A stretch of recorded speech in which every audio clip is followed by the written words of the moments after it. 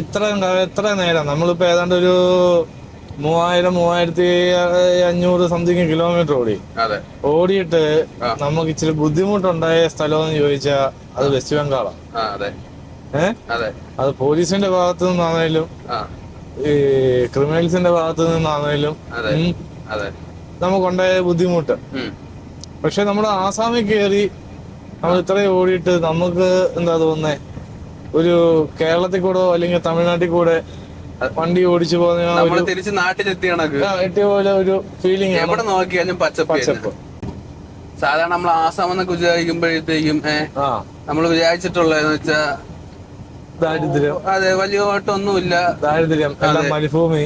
അതെ, മരുഭൂമി, അല്ലെങ്കിൽ വലിയ വളർച്ച ഇല്ലാത്തതെന്ന് വിചാരിച്ചിട്ടുള്ളൂ. പക്ഷെ പല സിറ്റികളും ഭയങ്കര ഹൈടെക്കിലുള്ള രീതിയിലുള്ള വളർച്ചയൊക്കെയാണ് ഉള്ളത്. നമ്മൾ വിചാരിക്കും പോലെയുള്ള കാഴ്ചകളെ അല്ല ഇങ്ങോട്ട്. കാരണം നമ്മുടെ ഒരു ഗ്രാമ അന്തരീക്ഷം ഇവിടെ. അതെ, നമുക്ക് വില കുറച്ചുള്ള ഫുഡുകളും കിട്ടുന്നുണ്ട്.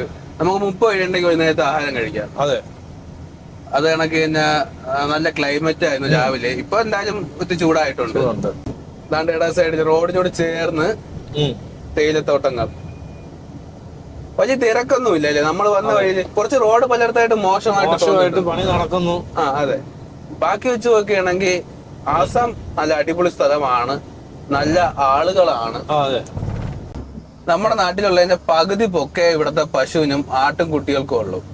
എന്താണെന്ന് വെച്ചാൽ അറിയത്തില്ല. ഇവിടത്തെ നാടൻ പശുവിന്റെ ഒരു രീതി എങ്ങനെയാണ്, സൈസ് ഇതാണ്. നമ്മുടെ നാട്ടിലുള്ള പശുവിന്റെ കാലിന്റെ പൊക്കേ ഉള്ളൂ. അതെ, ഇത് നാടൻ പശു.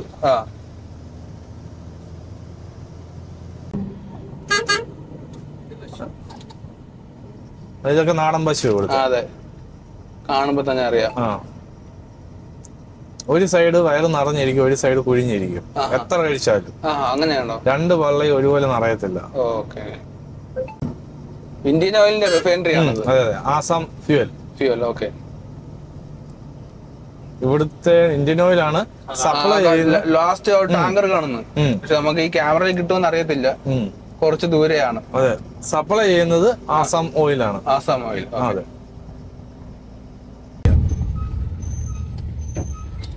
കുട്ടാ റോട്ടിൽ വെച്ച് വേണ്ട, മറിക്കോ. രണ്ടു ഉണ്ട ഉള്ളത് ആളിയാ. ചത്ത്